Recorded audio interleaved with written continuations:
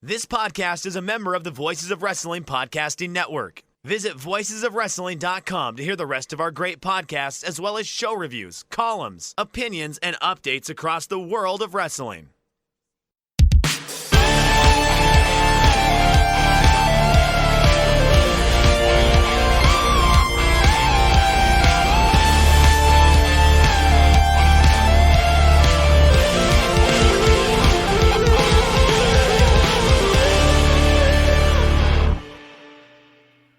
Welcome to The Good, The Bad, and The Hungee. I am your host, Tyler Fornes.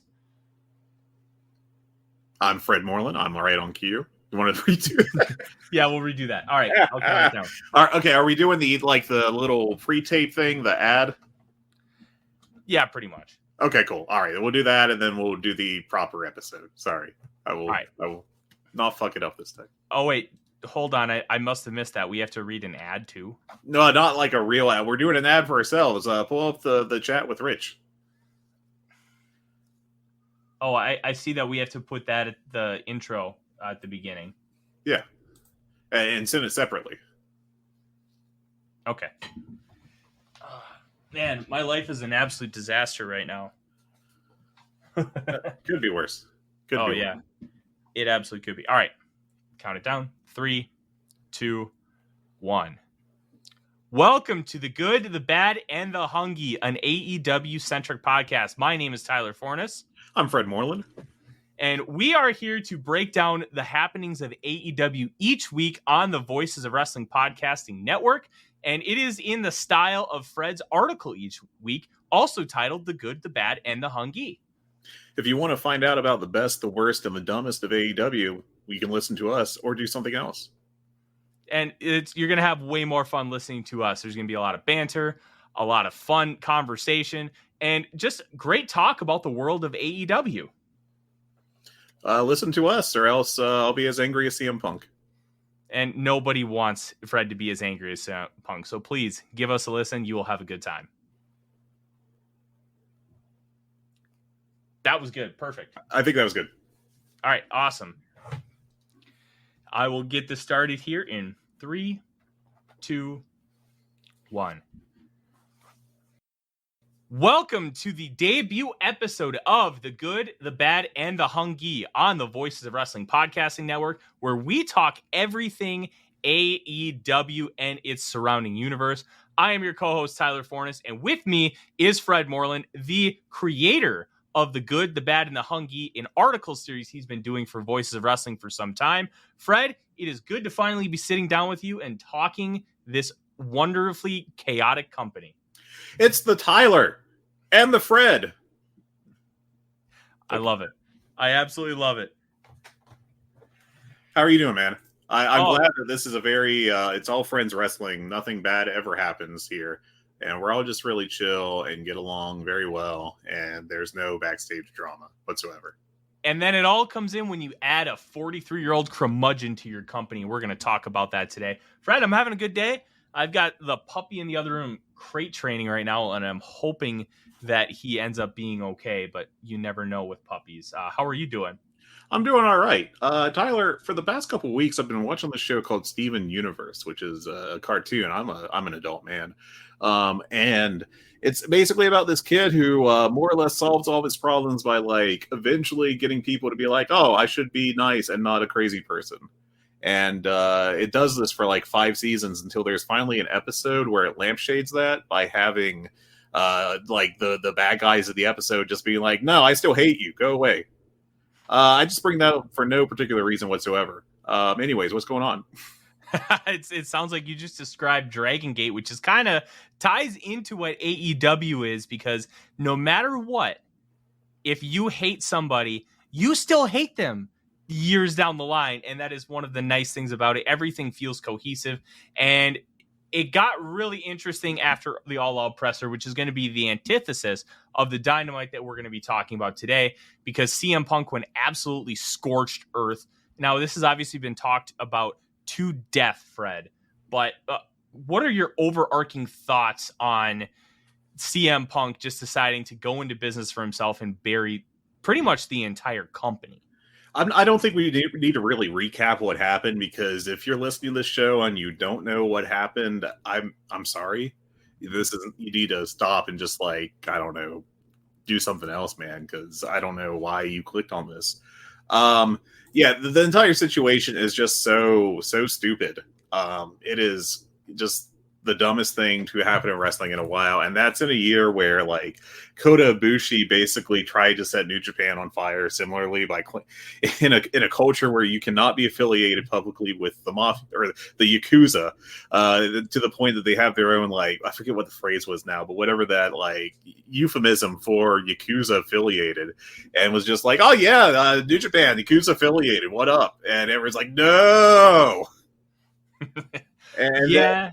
And all the WWE drama with Vince McMahon, various let's say miscues and the walkouts and everything else there. And I just, it's very funny to see people like, this is the worst thing to happen all year, CM Punk. I'm like, it's the most public thing. We can say that. Let's just say wrestling is back, baby. And this is exactly what's been going on for decades. And because of the post-show pressers that Tony Khan likes to do after these big events, we saw it come to the forefront. Otherwise, it might have gotten buried in the dirt sheets and it would have just been all rumor and happenstance. But CM Punk did it on his own. And that leads into the intro for this show, Fred, because Tony Khan vacated both CM Punk's AEW World Heavyweight Championship and the Elite's Trios Championships after they were suspended, along with Pat Buck, Christopher Daniels, Michael Nakazawa, and Brandon Cutler. The reason why that they were all suspended is there's a pending investigation, and it seems like instead of doing interim, the part of the punishment is being stripped of those titles.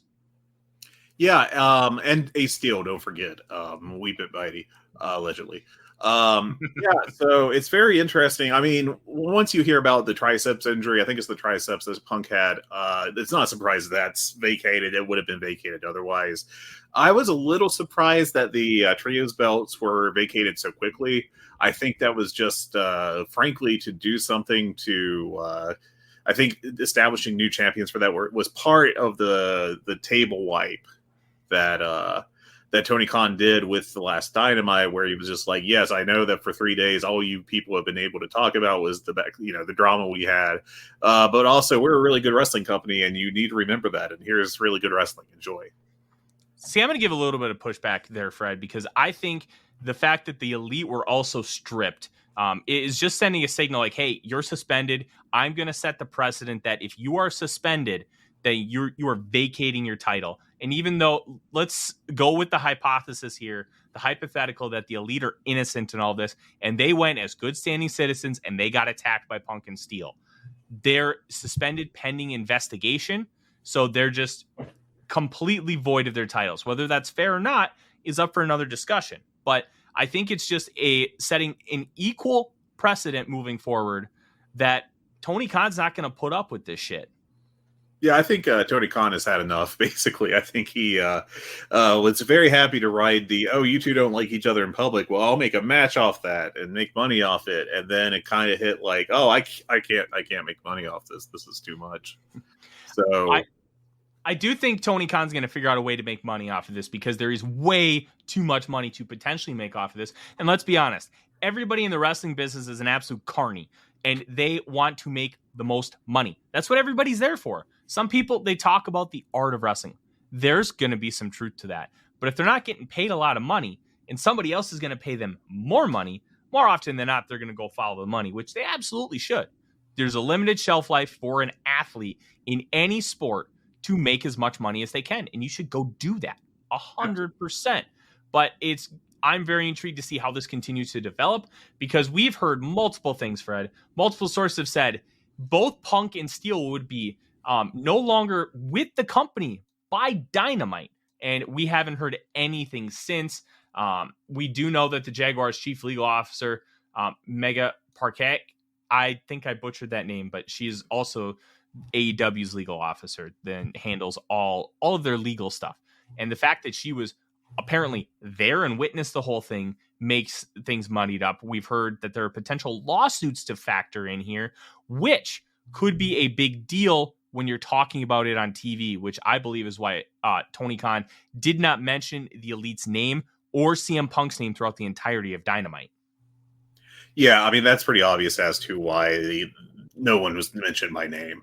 As for the lawsuits, like it or not, the American legal system is very much based around which side has the most money, having a pretty big advantage. And while CM Punk and the Elite and etc. may have made good money in their careers, no one's touching Tony Khan and the Khan bankroll. So I'm not too concerned as far as like a lawsuit playing a role in the or the general situation. I mean, if Punk sues the Young Bucks directly or whatever, fine.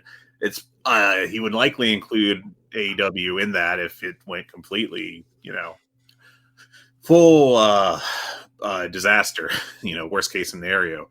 But if he were to do that, the fact is that Punk is likely a millionaire, and Tony Khan and his family, are billionaires, and that's a pretty big difference. So. Oh, it absolutely is a big difference, but it's also hard to turn down, even if you're a millionaire, like we presume CM Punk still is. The rumored $5 million contract that he has, let's say it's for 3 more years. That's $15 million. That's a lot of money. And after taxes, that's $10 million. So you're talking about leaving that money on the table just to go scorched earth.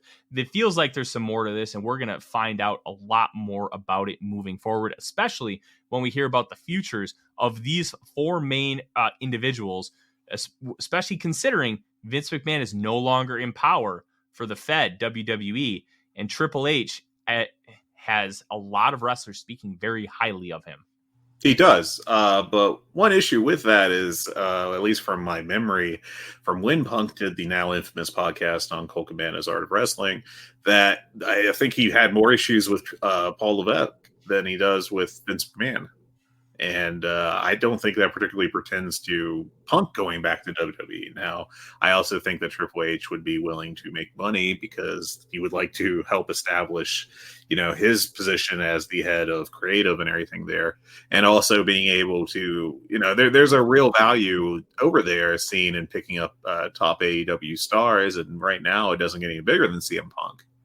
So I think that I would be surprised if Punk's outright fired. I think you may see him frozen for a while, and then eventually a buyout is negotiated or something of the sort. But I just don't see that in 3 weeks we're going to outright see CM Punk dumped in the ocean and Tony Khan just wipe his hands and be like, well, we're done with that. No, I 100% agree. I don't think it's going to be a situation where you have Punk all of a sudden, hey, he's going to go to the Fed. Something that we'll talk about here, we'll just kind of bring it up right now because it kind of pertains to the situation as far as being released and then going to another company. Malachi Black was granted a conditional release, and that condition is likely going to hold him out of going to WWE for a significant period of time. The traditional release for WWE is giving them 90 days, lets them essentially cool off, and then when they go to another promotion, they're not as hot as they were when they left. So you got to think if CM Punk is outright released or fired, there are heavy conditions, likely with a long period of time. And we have to remember the Khans are worth $8 billion and Vince McMahon is worth $2 billion. Yeah. That is a lot of money. It's not like you having $400 going to the county fair and I only have $100. We're talking eons of and like buku bucks here. So they can afford to give Punk $5 million to sit at home, keep his mouth shut, and he just gets to cash those checks, and then you don't have to worry about him going to the Fed. So the real interesting part about the Paul Levesque angle is Adam Cole loves him, and the Elite are friends with Adam Cole. That is an element of this conversation that is the most intriguing because while Punk likely won't go back unless there's a lot of money involved, the Elite could feel obligated to do that because they have a close personal friend who has a great relationship with him. They could. And, there was the weird story that came out this past week that they were putting out feelers previously to go to WWE. I guess that it was associated with Dave Meltzer, and Meltzer outright said that he never reported that on his most recent episode of the Observer radio show. I would be shocked if they did not at least, drop a little line and be like, hey, you guys open a business, because they have like a year and change left on their contracts, is my understanding. They'd be fools to not maximize their leverage. Even if they want to stay at AEW, being able to get like a feel for their market value, and then being able to go back to, make a counter offer to Tony Khan when it comes time, assuming that they're all copacetic. That's just negotiating 101. That's just how you do the business. And it's, even in this like panic time of everyone looking for more drama, because once you get that first hit, you're looking for more. It's, not a surprise. It's pretty much expected behavior, I think. Absolutely. And we're going to be able to talk more and more about this as time goes on, because this is an ever developing story laced with drama among the top stars in the business of professional wrestling. But we have a lot of other news to cover too. And a lot of injury news here, Fred. And let's start with Thunder Rosa, because we know that she has the quote unquote back injury that prevented her from dropping the title to Toni Storm. But she also told Conan, apparently, that she'd have to miss Triple Mania due to a torn ACL. And Meltzer said that she does really have a back injury, but was not able to confirm or corroborate what Conan said. What is your take on all this? Because it feels like Thunder Rosa, one, really is injured, but two, didn't want it to do the job either. Yeah, she may not have. And I guess there was the issue previously with Warrior Wrestling where she did not drop their belt and just kind of vacated it a couple months ago. I think that, frankly, I don't know what to make of the Conan thing. I'm not going to say he's a liar or anything, but, that's like the only source of it. Granted, it was a direct text to him. So as such, I don't know what other source you would have. But I just think it's far more likely that what Meltzer wrote in the newsletter last week is the case, which is that she does have a back injury of some sort. And, a doctor is even likely to say, hey, you should not wrestle on that. But most wrestlers would at least, drop the belt in the ring on the way out and then rest up or get whatever they need done. But Rosa didn't. And I could see that being the everyone is correct kind of path, except for Conan, I guess, in that circumstance. But that she is injured, she does have some kind of back issue, but also most people would have just done business. I don't even think that's necessarily like a problem with Rosa if she's just being conservative with her health, but there's plenty of bad feelings on the women's side of the roster circling around her with a lot of the other members that have leaked out rather publicly. And, it's just a very, what a time to be alive. Oh, absolutely. And it's a really frustrating one because her 2-year program with Britt Baker culminated in her winning the title at St. Patrick's Day Slam. And everybody's really excited for her run because she was one of the best workers in the division, arguably one of the best workers in women's wrestling in North America. And in theory, she could have a really, really good title run, but it never really came to fruition. She never had any like highlight reel matches. Her only one arguably was that street fight she had against Britt Baker at the 2021 St. Patrick's Day Slam. So yeah, I thought the March this year's title change with Rosa was really good. And but once you get past that, Rosa is rather inconsistent in the ring. I think her highs are rather high, but she can struggle to hit that fairly often. And I think that I'm probably a more generous grader than many. I did think that her Tokyo Joshi match with Miyu Yamashita was really good back in July. The return match was kind of a mess. I mean, it wasn't bad, but it wasn't as good nearly at all. But I think those are the only 2 times I have her breaking 4 stars this year was the Japanese Miyu match and then the Britt Baker title change. And even that, like, granted, I thought the match last year between Britt and Rosa was one of the best of the year, regardless of gender or, hemisphere or anything. And I thought, it would be a hard one to match, and I don't think they pulled it off, but that's not really a knock. It'd be like saying, oh, well, if FTR2 was only a fraction of as good as the first one, FTR Briscoes, I should say, then that's not really something to hang your head in shame. It's just a really high mark. No, it is a really high mark, and it was really disappointing, especially because you mentioned the Yamashita match, and she's one of the best workers in Japan. And for them to come over here and that match to be as disappointing as it was really frustrating and an indoctrination, in my opinion, on her title reign, just not being able to really eclipse a high bar.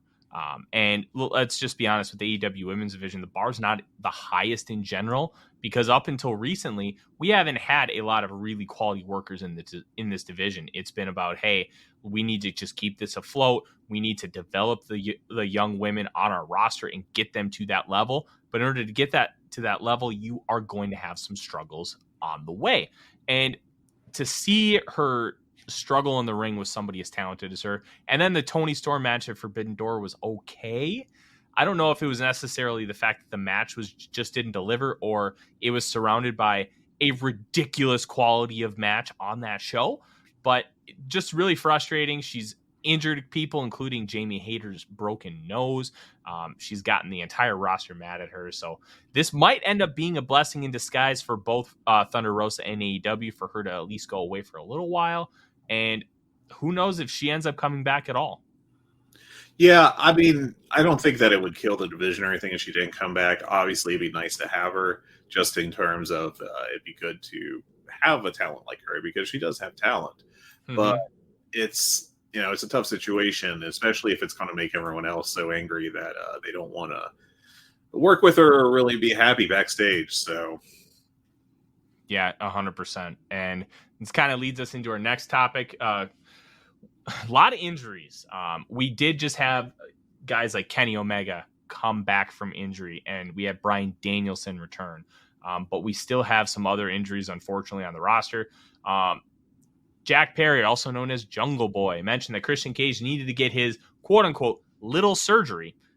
And Meltzer believes that it was the same injury as CM Punk, thought to be a triceps injury, which is arguably why the match was so short at All Out. And a triceps injury with surgery could be anywhere from 5 to 9 months to fully heal and be ready for in-ring action. How do you feel this impacts Jungle Boy, Fred? Because this seemed to be the feud that they were using to build for Jungle Boy to get to that next level in Tony Khan's supposed path to get him to be a world champion level wrestler. Yeah, it's very unfortunate for Jungle Boy. It felt like they were obviously building to have him beat Christian and then use that as his stepping stone up higher the card. They've clearly transitioned it to where he'll be facing Luchasaurus instead. I don't think that's going to be as big of an impact on Jack Perry's career moving forward. It'll eat some time and help get him over, but I don't think it's going to have the same impact as beating Christian in a full match. What do you think about the booking of Christian going over on the pay-per-view, now knowing that with the injury that he would be out for months? I like it. And knowing that we know his injury, the booking to me makes way more sense. If you want this to be a true elevating feud for Jungle Boy, he can't win in a squash just a couple months in. To me, the way Tony Khan books and tells his stories, it doesn't make cohesive sense. You want him to get a grand, you want him to get a grand victory. You want him to fully go over this guy. You want it to be like WWE talks about moments. We want to create moments. Well, in AEW, they create moments, but it's not about the moment. It's about the path to get there. It's about finally reaching the top of the mountain. And Jungle Boy's not at the top of the Christian Cage mountain yet.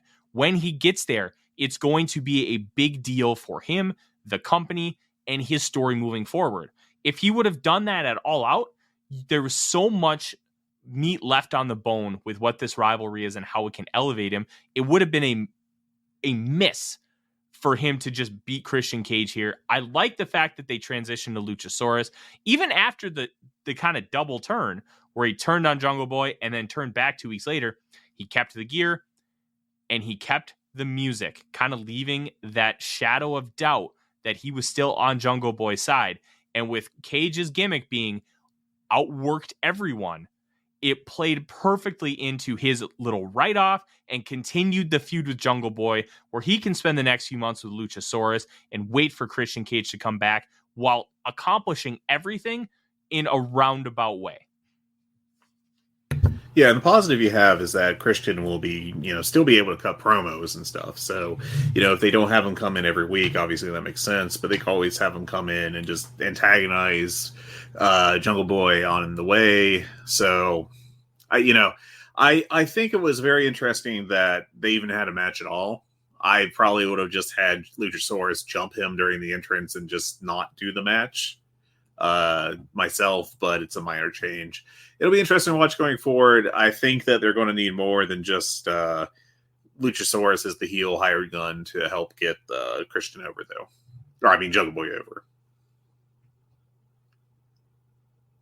Here's my question for you, Fred, because I like that they did the match.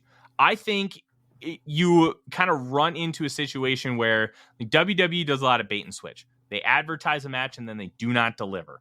Even though it was not nearly what you expected or what you wanted to see, AEW still delivered on a technical Christian Cage Jungle Boy match that was laced with that turn. Do you think that factored into anything at all as far as how Tony Khan wanted to proceed forward? Probably. That makes a lot of sense for him to insist on, okay, listen, I said this match would happen and we're going to do it. I just think that he had enough goodwill going into, the show where he could have, done the bait and switch, with an angle, just like basically the beatdown that Luchasaurus did, and then just have like the ref refuse to start the match or something. But regardless, to me, it's a very minor difference. Maybe most fans feel differently, but I don't think there's much difference between, the 1 minute match that happened or just the ref, throwing it completely out before even ringing the bell. So that makes some sense. And in all honesty, it really doesn't matter which direction you would have went in this scenario. The feud was extended with Jungle Boy and Christian Cage, and I think that's good for all parties involved. Moving on here, Fred, Chris Statlander finally had the knee surgery to repair the torn ACL and lateral meniscus. Because it's both injuries, it's likely 9 months to a year for that full recovery. And it's a real shame that she wasn't able to potentially be the one to beat Jade Cargill. But she can still do that when she comes back, and Jade will probably be at over 100 wins by then. Yeah, or well, at least 50 at the rate that she gets matches. She'll still be cutting promos about how she's the baddest bitch. It'll be very interesting to see. I feel like that they did really well with Jade for like the first 6 to 9 months or whatever, and I feel like we're kind of spinning our wheels now to some extent, and it might just be that a lot of the build, they spent a lot of time building Chris as one of the co-challengers along with Athena, if you will. And then that just completely falling apart due to injury. But I don't know. It just feels like, we cleared the Athena hurdle for Jade, and it looks like that's completely done with now. And, off of Rampage, where she just cut a promo, Jade did with the baddies, just cut a promo backstage and didn't even tease like the next challenger. So who knows? This is going to be an interesting summer and winter for the women's division. Getting all of this situated with the injuries and the departure supposedly of Thunder Rosa. But we also have another injury in the women's division, and we have 2 more that we need to talk about before we really get into the meat of Dynamite. Ruby Soho had her nose broken by Ty Connie with the Ty KO and in the pre-show opener, and then Alex Reynolds sprained his ankle during the trios match. And along with that, Eddie Kingston off of the New Japan Strong taping this past Sunday, 9/11, due to COVID-19, and he hopes he can make TV on Wednesday. In my opinion, not a whole lot to really look at in these 3 injuries. Just all kind of unfortunate, but they should be just fine. Yeah, Kingston will miss maybe 1 week of TV, if that. Reynolds, maybe a couple weeks, And the way that the Dark Order is used, he'll, I don't know that you'll really miss him. Ruby Soho similarly kind of disappears for extended stretches. And frankly, I'm just kind of glad that all she had leaving that match was a broken nose, because I remember that she took I forget what the move was, but just an outright like head drop that was just very scary and was able to continue the match. I thought for sure that she probably had some kind of neck injury coming out of that, but as far as we know, she hasn't. So fortunately, between the two, take the broken nose. Absolutely. And thank God those wrestlers do those bridge exercises on the neck. That's why they don't die. Yeah. That lastly, All Out, Meltzer predicts between 135 and 142,000 buys. Last year's show was 205,000. But what this number represents is it was less than both Full Gear, Revolution, and also Double or Nothing. To me, this is a little frustrating of a number, but I don't think it's this massive red flag either. How do you perceive this number, Fred? Because being lower than the previous 3 AEW-centric pay-per-views, not that great. Yeah, it wasn't a shining moment in terms of numbers. Pardon the clicking as I try to pull up the chart from WrestleNomics. Yeah, so it looks like that it was, it might end up at the same level as Full Gear, but, it looks very much like it's probably the lowest one of them, and the lowest since the return of Punk. I can't say that that's too terribly surprising. The company is kind of cooled off over the summer for various reasons, injuries being a lot of them. And I don't know that I can really point to the Moxley Punk rematch gimmick being a failure, but I don't think it obviously didn't juice things tremendously. I'd say this is a all right number. I mean, it's definitely better than what you were doing prior to a bunch of the big moves that Khan made on the free agent market. But, obviously they'd probably like to see that up some. Yeah, that's kind of where I'm at too. It's not great, but I don't think it's an abject disaster either. It just kind of is what it is. But to pair with that, they did 9,100 at the now arena, the former Sears Center, and 8,800 of that was paid. So only 300 comps, which for a show of this size is an okay number. But they did their third straight $1 million gate at the door, which is huge considering no other company in America had done $1 million gate since WCW did it. And it was just all WWE. So this is just a genuinely good sign for a healthy wrestling business. Yeah, I mean, AEW is the first real number 2 financially since WCW died. No real disrespect into TNA, but they always had their issues drawing, it felt like, fans into the building and getting pay-per-view buys. So, and unfortunately, they were doing that in an era where wrestling was not making that much money just off of TV. So they never really were able to put it together as a business that well, ignoring all the other issues that that company has had in its past. But yeah, I mean, having 2 large companies that are making real money is very impressive. They're supposed to just be one of the few years that company is going to end the year making or grossing over $100 million. I believe I heard from Meltzer. So.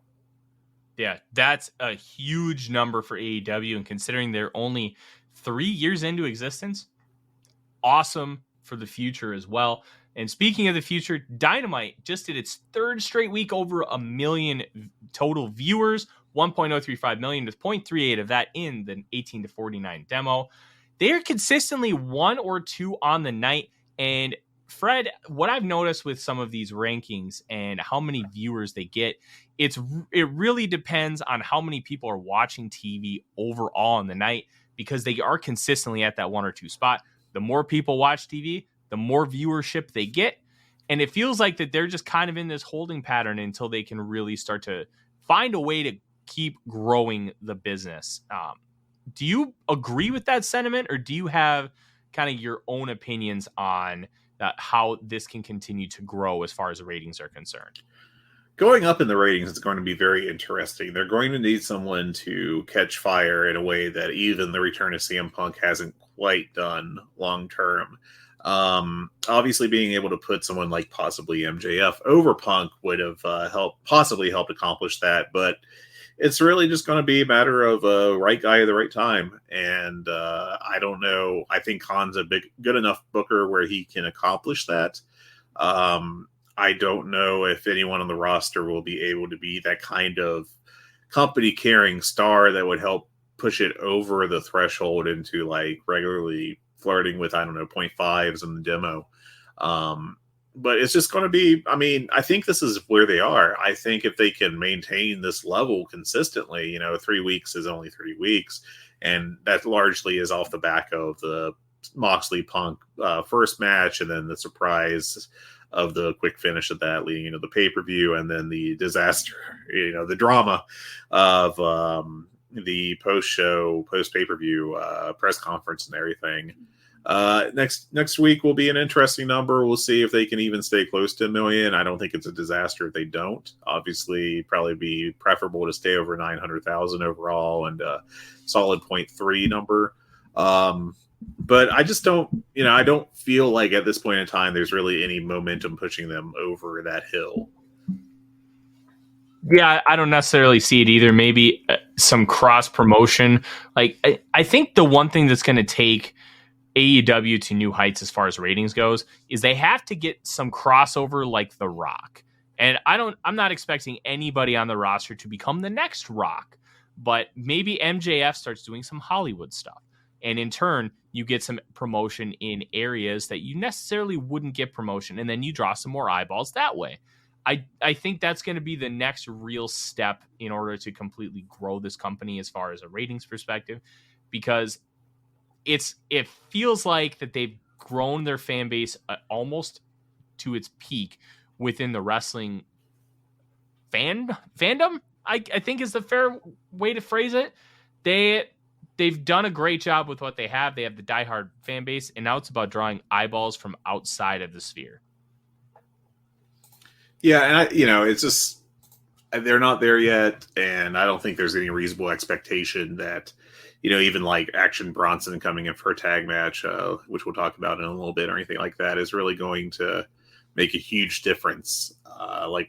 Bad Bunny had his WWE appearances, and by all accounts, it was really good there, but it didn't really make a difference in terms of their business as far as like TV ratings or attendance or anything. Yeah, it's going to be fun to watch how these ratings continue to evolve. A couple more news and notes before we really get to the show. Jake Hager signed a contract extension per Chris Jericho during an appearance on Inside the Ropes. The reason why Hager's in this company is pretty well known. He saved Chris Jericho's life on a European tour in WWE. So good on Hager. He's been really good in his role, and they haven't tried to push him outside of the faction that he's in. He's just a good pin eater that works well for a big guy, and that's all you need. Yeah, I mean, okay, he's back. I don't have any great Jake Hager thoughts. Like, I don't hate him, but it's just like, all right, he stays in his lane and he's good in his role, and he doesn't do anything outside of that. And I think for what he is, that's all you can ask. Yeah, I mean, he's perfectly acceptable within that role. I have absolutely no issue with him. Yeah, that's about all we have on that. And then, of course, JR, good old Jim Ross. Good old JR. Buried the build to All Out main event and the 5-hour-long show like he was talking about the Oklahoma State Cowboys. Like, I don't understand, JR. You're paid by this man an exorbitant amount of money for your job performance, and you bury the product. It's utterly ridiculous that this guy, it's fine if you want to employ him. I'm not going to tell him he should be fired, but he should be transitioned out of broadcasting for this company if he's going to continue to do this shit. Fred, it's utterly ridiculous that he is outwardly burying the product. This is what WCW did. WCW doesn't exist anymore for a reason. And I know that Tony Khan absolutely loves the history of wrestling, but he should understand that this is actively bad for his product, and I don't understand why Ross is still in that chair. I take more of a bemused approach to Jim Ross in the year of our Lord 2022. Like, if I were in charge, would I have him announcing? No. I would probably just be like, hey, how about an ambassador role, buddy? And we'll bring you out for like some interviews and maybe to call main event every once in a while or something. It's very funny to me just to watch him do his things continually, whether it be this, whether it be like just randomly saying, "Hey, I like Hikaru Shida's more Americanized makeup. It's good." And just like, that's kind of racist. This is really weird, man. Like, just every week there's at least one JR thing that just makes me just turn my head, kind of like the RCA dog. I wish that I had the time to go back and rewatch every show he did commentary on and just like make a bracket out of the weird JR moments. Like within the realm of Jim Ross doing stuff, complaining about a 5-hour long show is the least surprising thing I can think of. Him bearing the build and being like, I don't know why you'd spend money on this. It's kind of like, okay, well, buddy, that's a far more serious issue. I will also note that after that happened, he only did part of the pay-per-view and didn't do Dynamite at all. Maybe that's something, and if it is, I'd be happy. But yeah, I'm really curious about that, Fred, because this isn't the first time he's done half the pay-per-view, because he only did half of Forbidden Door too, and it was mainly the multi-man tag matches that he wasn't a part of, and he has not done a couple Dynamites, so I'm very intrigued to see how this goes moving forward. But I want to do a sidebar quick, because you mentioned that you wanted to do if you had the time to do a bracket of all the dumb things Jim Ross has said. There is a local radio station in town, K-Fan. They're the number one sports talk station in the country. Every February, they do the preposterous statement tournament and get the 68 most preposterous statements and put them in a bracket. And when that happens, I will be sure to send it your way, because I think you will have in the words of the Flintstones, a gay old time just following along with that, because it's incredibly stupid and fun. Yabba dabba do. Yeah, that would be great. What is your favorite random Jim Ross just being Jim Ross on commentary moment? Because I have one in my head that most people probably have forgotten.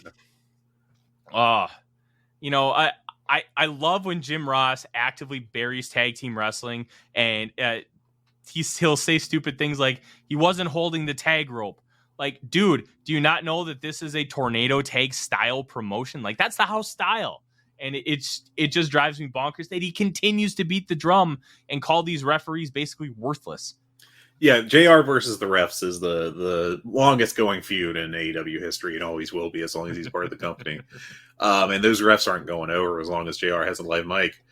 My favorite was just it was a very random match on a Dynamite where they were then Bear Country. I can't even remember their new name now. But they brought in what was Bear Country, and it's these two big burly guys, and one of the big moves they do is like a cannonball, like an assisted cannonball move off the top rope, like the old Quebecers finisher, I think it was from the 90s. And they go to do it, and of course they miss it because they're like practically jobbers in the company at that point in time. And JR just like goes out of his way to bury these two massive men who just did a very impressive athletic move and be like, these men should just keep it on the ground. They can't do this stuff. It's like, I personally would have sold what an amazing attempted move from them and got them over a little bit, but I'm not Jim Ross, so. Yeah, no, good old JR. He's always going to get a pop because he was the voice of wrestling for so many of our childhoods, but at a certain point, everybody's got to go and his time is coming. Lastly, we've got one more thing to kind of bury CM Punk with our good friend Kenta talking about Punk stealing his go to sleep. And he says in a tweet, "Let the world know one of my worst experiences in this business is that I was not allowed to use my finishing move for 4 years, move which I created on my own. What a life." Kenta rules. Kenta rules. I always thought that the Kenta Twitter heat with CM Punk was, kind of mostly a work. And I don't know, maybe I'm just, biting the onion here. But this one just feels a little more like, no, I actually do hate this guy. It might just be the week that everyone's had. But maybe we just tack Kenta onto the has issues with CM Punk list. Which you roll out in the middle of the floor, middle of the ring, like the Chris Jericho 1997 1004 moves promo. I love that promo. That's a good stuff.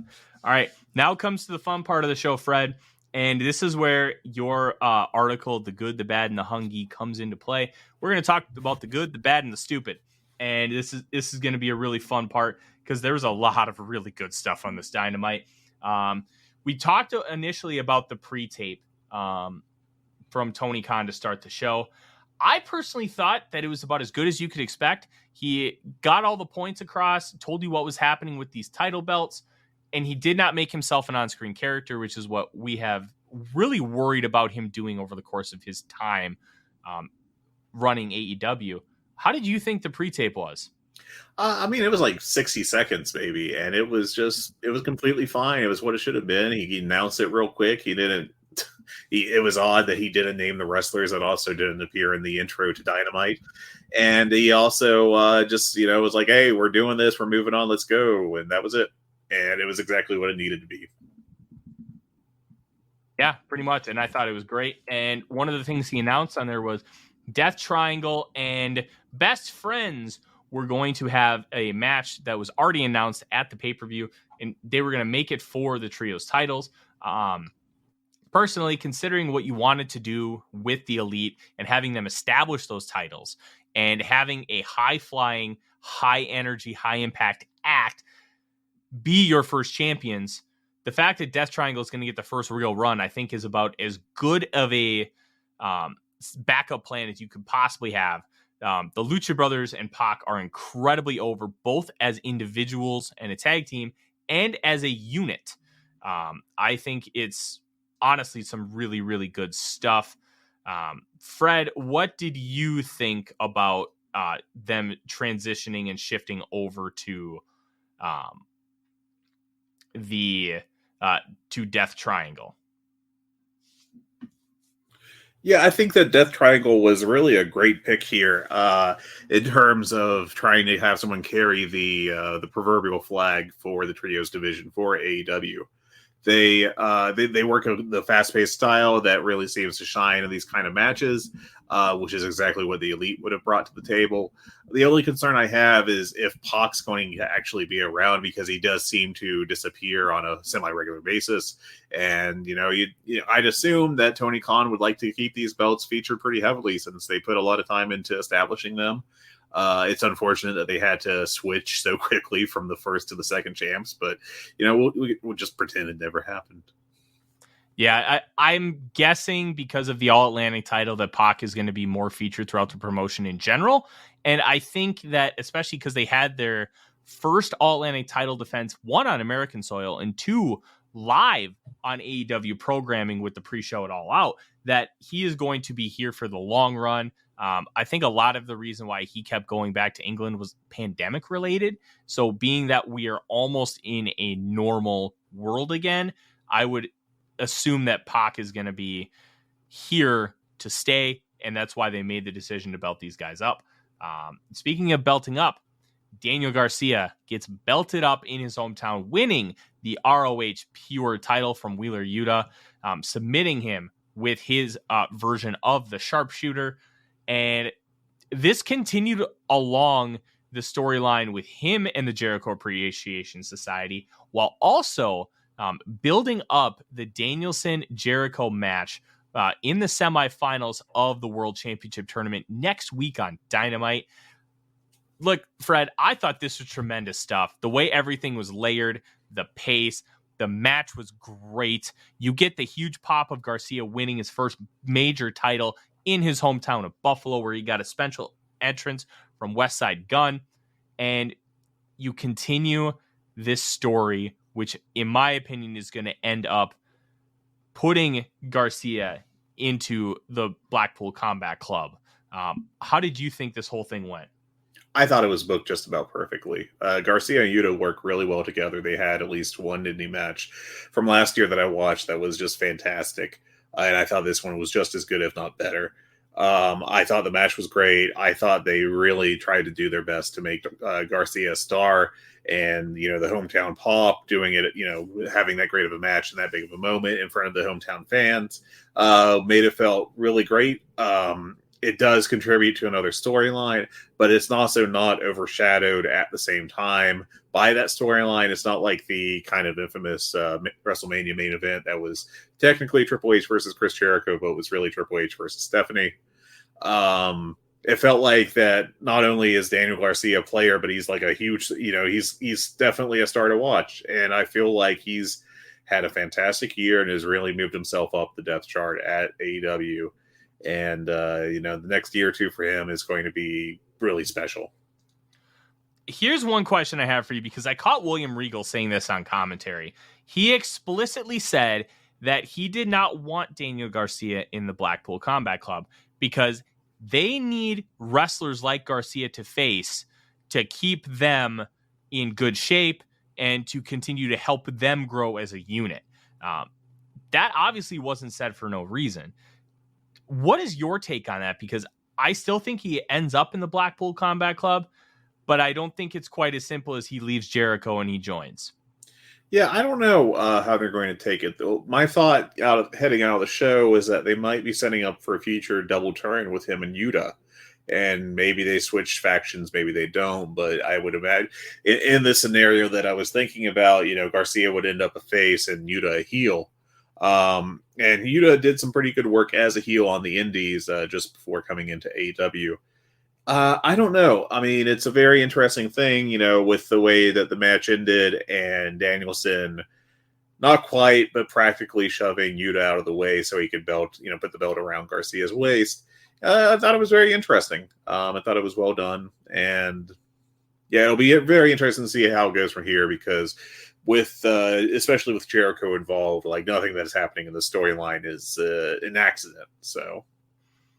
This is just a very well-built company, and I love it. And one of the things that was really intriguing to me when you looked at the entire show, how Tony Khan built this tournament, I thought was tremendous. It's not, nobody's thrown in there by accident. You have the only 3-time TNT champion and the longest reigning TNT champion going at it, and they just wrestled on Rampage.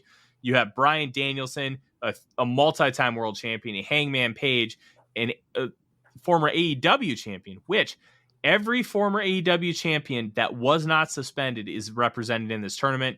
Then you have Chris Jericho, who has won more world champions than everybody in this company, and Jon Moxley, who now has held the AEW belt twice.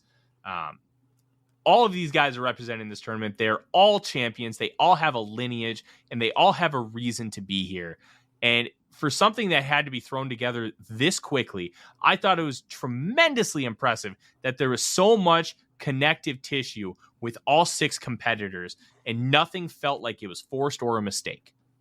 No, I was very excited just as soon as they announced this bracket on the show. Just looking at it, it looked awesome.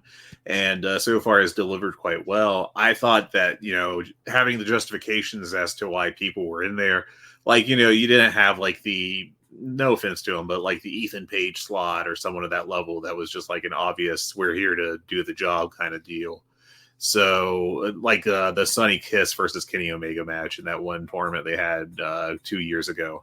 Mm-hmm. Nothing in here felt like it was going to be a squash. I mean, I guess there is the potential of Moxley getting a quick win, but I just don't see that happening really. But I thought it was one of the better planned out brackets that Tony Khan has had, especially after the Owens, which were kind of not great. Even the trios tournament felt like it was a little bit predetermined, but the Dynamite side of that bracket was so good, nobody really cared. Yeah. That was a great half of a tournament. It really was. And then lastly, Action Bronson coming in for a tag match next week on Rampage. Or is that the Grand Slam Rampage? I think that's going to be the Grand Slam. Okay, that makes sense because it is in New York, in Queens at Arthur Ashe Stadium. Action Bronson kind of like when we were sitting in the VOW suite, we thought Action Bronson was Taz. You got the crappy orange gym shirt, the short, stocky build. We genuinely thought it was Taz. I don't think Taz is going out there dressed like that. Oh, are you kidding? Old school 1995 Taz? Like that's kind of where our minds were working. You're still right, but Action Bronson coming in to do the match with Hook. Good, bad, stupid. Like I really don't know how to take this. I'll put it down as a tentative good. I don't think it's going to really make a difference for in terms of business for the company. I think the biggest thing you could potentially do is help get Hook over, of course. And I think it will probably accomplish that because 2.0 are a couple of veteran pros. They're fantastic. And frankly, they should be pushed harder once Daddy Magic is healthy again, fully healthy, which I guess he is since he's doing a match. But yeah, I mean, I think it's it's a fair positive. I'm not the biggest Action Bronson fan, but I do recall there was a song that I really liked, I think, Going Crazy, and he looks a lot slimmer now than he did in the video for that, so that's a plus. So yeah, it'll be interesting to watch. It will be interesting to watch, and I'm excited to see it. But we got to talk about the bad, and this is an interesting question, and it was something that I brought up in the suite. If before the match ended, I'm like, if they don't belt these guys up, they may have missed. And it was the question was asked during the presser to Tony Khan. Did you think about calling an audible mid-match because of how incredibly over the Acclaimed got in that match, and nobody saw it coming? You could argue that they were more over than CM Punk in that building. It was nuts how loud the crowd was and how much they wanted the Acclaimed to win that match. And you could feel the energy get sucked out of the building when they did not beat Swerve in Our Glory.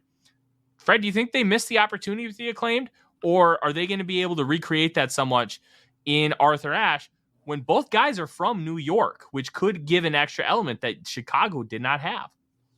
Yeah, I was surprised by how over they were at All Out. It kind of harkens back to the worst of the Dave Meltzer, Brian Alvarez arguments during the Bryan Danielson build up to Mania 30.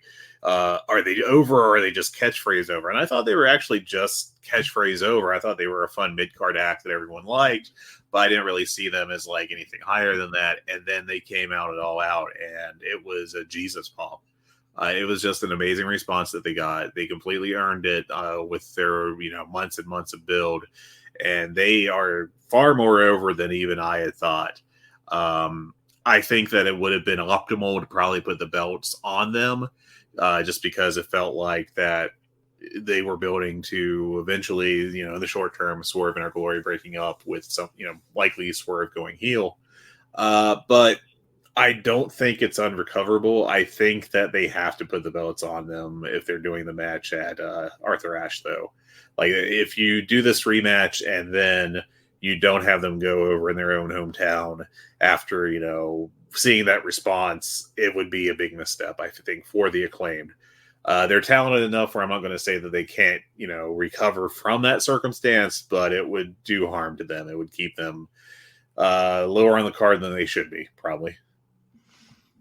Yeah, they really can't miss the mark here. They have this built-in story with Swerve in Our Glory that they're going to turn on each other. They added extra layers to that in the match against the Acclaimed, with each member knocking out the other one, which, I'll be honest, I thought that they were going to take one of those spots and that was going to be the finish because it was so well done. And I really hope that they give these guys a real run because you literally have an act chanting "Scissor Me Daddy-O." And it's the most over thing in professional wrestling. It's incredibly stupid, so much fun, and nothing makes sense. Just run with it and see what happens. The Scissor Me Daddy t-shirt, I think, is objectively bad. Like, it would just be really embarrassing to wear that in public in a non-wrestling circumstance.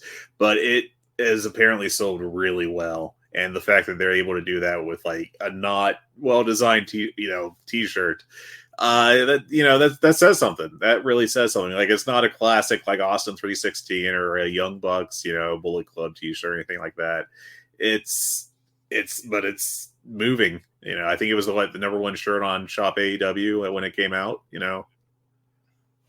Yeah, pretty much. I'd wear that shirt, but I would be very selective where I wear that shirt for that exact reason. Let's move on to Rampage, Fred.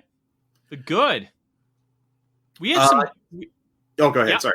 We have some good matches on Rampage. Yeah, there were some good matches. I won't say that anything was fantastic, but there were some quite good matches. I will say the biggest takeaway I had from Rampage is that just having 3 matches makes the show flow so much better than when they try to squeeze 4 in there. Because the formula they did this past Friday was the longer opening with Darby and Guevara, which of course is the real main event of the show, the way they book it. And then the last match of the show was Claudio and Please Vote Me Wrestler of the Year, Dax Harwood. They both of those matches needed time. They both got time. And then in between, you had the shorter Madison Rain, Serena Deeb match that was it was shorter. Yeah, this Dax Harwood thing is just so weird, Fred. He's a good wrestler. Good hand. You want good hands on your roster. The FTR tag team is one of the most overacts in American wrestling right now. But it just feels like so disingenuous for a guy trying to get Wrestling Observer Wrestler of the Year when you actively buried him in favor of Jim Cornette just a few weeks ago. Like, I can't take this dork seriously. I think that it's just my take on it is it's just Dax Harwood trying to get Dax Harwood over. And an easy way to get yourself over on the internet is to bury Dave Meltzer. Even when Dave Meltzer is correct, it's just how it's been for decades now. And I think another way is to line yourself up as, we're real wrestlers, not these flip guys. Now, mind you, how FTR wrestles is very modern. It's not, it's clearly an evolution from what like the Midnight Express were doing in the 80s, but they're not doing what the Midnight Express were doing in the 80s or the Rock and Roll Express. They're taking kind of the flow, but they're doing 2022 moves.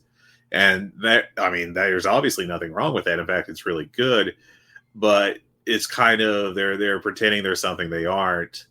And everyone that wants to believe it or just buying into it as far as like, yeah, this is definitely how they wrestle. And please don't watch what they're actually doing. That will undercut this entire argument. Yeah, pretty much. I can't take that dork seriously. That's about all. I just don't pay attention to Twitter. Like wrestlers' Twitter is like, I just ignore it actively, and for the most part, I think that's to my benefit. Hey, with all my doings in the football sphere, I don't pay attention either. It still pops up. It's honestly crazy how it pops up. But we're getting towards the end of the show here. Fred, you kind of talked about the wrestling being good on Rampage, but we also have on here on the show sheet, and then I kind of want you to elaborate a little bit. You think both men's matches under-delivered. How did you think they under-delivered? I thought they were both solid matches that were quite, they were good. I went 3 3/4 on Guevara Darby, and I went 4 on Claudio and Dax, which are both good matches, but at the same time, like, especially after Dynamite, but, looking at those on paper, you would have, and knowing how much time they got, you would have hoped for, probably better matches. But I think the Darby-Sammy match was much tamer than it could have been, knowing how those two like to work matches and take wild bumps. And it was almost a storyline match designed just to emphasize that Sammy Guevara is kind of sleazy and will cheat. There's nothing wrong with that, but I feel like there's still some meat left on that bone. And I feel like Claudio and Dax, they got a lot of time for that match.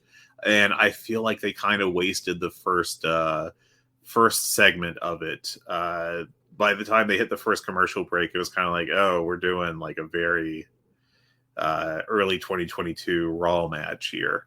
And I feel like it really picked up in the later parts of the match. But still, to me, like, it was not what I had hoped it would be. Yeah, I kind of got the same vibe too. And Rampage has really been delivering a lot of solid wrestling, but nothing is ever great.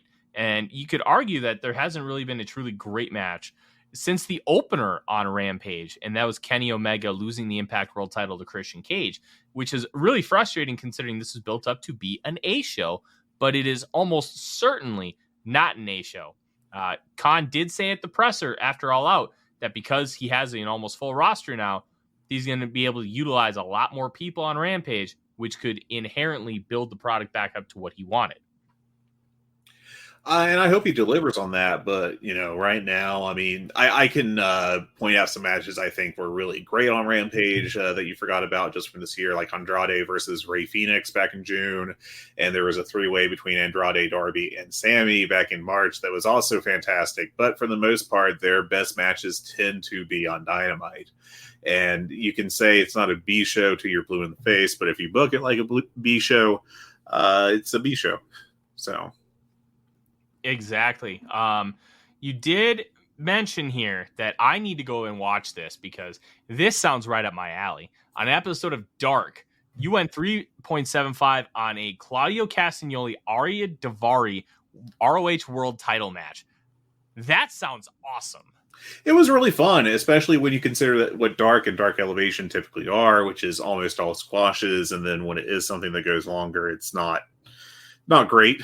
It's fine usually. But I thought this was a very good match. Not quite the proverbial Notebook level, but it flirted with it a little bit. But I mean, I just can't. Dark and Dark Elevation, the description of Dark as a podcast with wrestling is about right. That was the only match on either show for the past week that went over 5 minutes, which is the minimum to be rated on Cage Match. And, I understand that part of Dark and Dark Elevation is to give your guys wins so you can prop up their records and the kayfabe you have and, get them a little more ring experience sometimes, which is all well and good. But, if you have those on, you should probably, just throw a bone out there, just have a couple mid-carders work a really good match every once in a while, I feel like. Yeah, that's a really good point. Let's talk about moving forward, though, Fred. This week on Dynamite, we have the 2 semifinals in the Grand Slam Tournament of Champions to crown a new world champion. Jon Moxley versus Sammy Guevara and Chris Jericho versus Bryan Danielson 2. What are your predictions here? Because for me, I feel like that they are going to try to use this opportunity, and it's not necessarily burning a match, but you have to give the fans a really good world title match. And doing Moxley versus Danielson feels like a nice way to reward the fan base for having to deal with all this shit. Yeah, I really do think that it will end up Mox and probably Danielson. I feel like Mox is a pretty safe bet given the matchup he has. I really don't think they're going to be putting Guevara over him. I think a possible finish is Danielson wins when Jericho is somehow distracted by Daniel Garcia. Very AEW finish, whether you like that or not. And that leads to, Danielson and Mox for the title, which definitely has that big world title match feel to it. Yeah, it really does. And it wouldn't shock me if they decide to go Moxley Jericho and then strap Jericho back up because he is one of the more overacts in the company. After his rough period, let's put it that way, he's gotten into absolutely tremendous shape and can still work main event matches really well, although not nearly as dynamic as he used to. And that could lead to some really interesting feuds moving forward until they get everything situated on the legal side. So anything other than Sammy Guevara in the final, to me, makes sense. Yeah, I agree for sure. And I think it'll be another great show. And I think that last week, it's pretty hard to not feel the undertone of the show was, hey, we're fine. No matter what comes out of our investigation and stuff, you need to watch us. We're a great show. And we're worth your time. And I think they definitely delivered that with last week's Dynamite, and I think they'll deliver it this week too. I agree. And one of the fun things that we're going to continue to do on this show is we're going to call it the backlog. And we are going to specifically talk about what we have watched in our backlog and just try and talk about some good wrestling that we just haven't had an opportunity to watch because life takes shape in really weird ways. I, unfortunately, have not had an opportunity to watch any wrestling outside of AEW this week because season just started and my job with the Vikings Wire has become very demanding, which is good and bad. Fred, what has been on your watch list this week? I got a couple chances to watch some stuff. I mainly worked on trying to get through some of the higher talked about WWE television matches.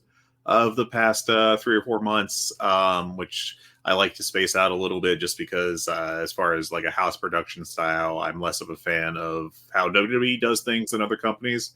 But there's some very good matches that I will toss out as worth people's times. Ignoring the stupid name for it, the good old-fashioned Donnybrook between Drew McIntyre and Sheamus on the July 29th episode of SmackDown. I thought that was great. Those two, whenever they're in the ring together, will just beat the living hell out of each other. And that's exactly what they did in this one. Chad Gable and Kevin Owens had a nice match on the August 22nd Raw, going back a bit. And also there was an AJ Styles Bobby Lashley match on the August 15th Raw that I thought over-delivered. So those were all pretty good outings. But the best stuff I watched was New Japan, starting to work towards the G1. But before I got there, I watched Tomohiro Ishii and Yoshinobu Kanemaru in the first round of their side of the All-Atlantic bracket back for Forbidden Door. And that was just an absolutely fantastic match that everybody needs to get out of their way. I went 4 3/4 on that one. Ishii is, you can see where he's getting near the end of his career, but he just had a fabulous match, and Kanemaru did all kinds of great heel stuff that Ishii worked against, and I thought they put together a really great match. I will hijack this segment to talk about one thing I did do outside of actually watching wrestling. I actually, one thing that was talked about, but not really talked about in the CM Punk situation was how one of his big rants was about how Hangman Adam Page is an empty-headed idiot, or whatever exactly he said, for saying in an interview that he doesn't go to the veterans for advice. And if you actually listen to the interview, it was a very awkward question that Page was asked, that he kind of tried to, in my interpretation, kind of self-deprecatingly answer. But the main crux of his statement was he preferred to try to figure things out on his own. And so I've never trained to be a wrestler. I have no intention to, because I like my bones being solid as they are. So what I did is I actually approached 2 people I know who are or were trainers, and I asked them about this situation. And I asked them basically, what would you tell your trainees about this? Just about in general being given advice by veterans. And I got 2 very different answers. I did tell them I'd keep their answers anonymous for this. So I'm going to refer to them as Trainer A and Trainer B. But the big things coming out of it was Trainer A had a more positive answer. He said, unfortunately, in this business, there are many cutthroat people who sabotage other wrestlers. Note that I'm starting with this for the more positive answer. To give themselves a higher spot, I tell my students to acknowledge where that advice is coming from. I say to always ask your trainer, as his advice will always be the best for you. A vet that is insecure about losing a spot to a younger guy might give you bad advice. On the other side, I get young guys asking me for advice, and when I give it, they do nothing I told them, which makes me realize they wanted to ask for advice for the sake of being that guy that asked for advice and are looking for brownie points. In all honesty, I feel for Punk in this situation. He wants to be a locker room leader and give advice to younger guys that he may not have received that would have helped him out, especially when there's a guy like Punk that's been through so much that he's actually saying, hey, young guys, I'm here to make this locker room better. Ask me. Only to have someone say, I'm good, I'll figure it out. I promised myself I would be better for the young guys, so I'd be disappointed if a rookie would be like, I'll figure it out myself, especially when I was starting out. I was either ignored by the vets or given bad advice to keep me down. And the other response I got from Trainer B started by noting that they really don't train anymore, but they were active doing that from 2015 to 2020. And he said, no one ever talks about this or thinks about it this way, but advice is never just advice. It's a play in defining class within the wrestling subculture. The training seminar economy is a formal version of it. You come up in wrestling at the very bottom of the pyramid. It varies, but in some subcultures, whereas people are hazed and not treated with dignity, in most all cases, you're supposed to listen and ask for advice and be very servile to people depending on their experience level within the culture, which might be good if you're actually in a wise and decent culture, but of course, that's rarely the case. So that's the environment you're brought up in. You've probably been around some decent people, some assholes, everyone eager to teach you and bless you with their wisdom while gratifying their own ego, because they were in your spot not long ago and they're eager for their turn, and so on and so on. That class system, it's ultimately about power and influence, and it pretends to be about knowledge. So you never know what you're going to get. Maybe you're getting advice from a Bryan Danielson, or maybe you're getting advice from Vince Russo. So I just thought those were both very interesting responses from different sides of an issue that I felt like was kind of under addressed in general when it came to this whole discussion. Interesting. I like those answers because they dive deeper than simply as, oh, you're disrespectful, not listening to me. Well, it's a carny business. It's not always that simple. And I really appreciated you reaching out to those people and sharing that, because I think it's something that can really make a difference as far as people's perception on the issue, which is always a good thing. Yeah, and I mean, I think they both gave great answers. I think I disagree with at least part of both of them to some extent, but it's also not my business that I have no skin in the game. So outside of being a fan, but yeah, they were both very very helpful in giving up their time to give those, and I do appreciate that. Absolutely, and that will wrap up the show. And I want to mention this to you, Fred, because I don't know if you know this. You mentioned that you like that Chad Gable match. Well, I actually went to high school with Chad Gable. Did you now? I did.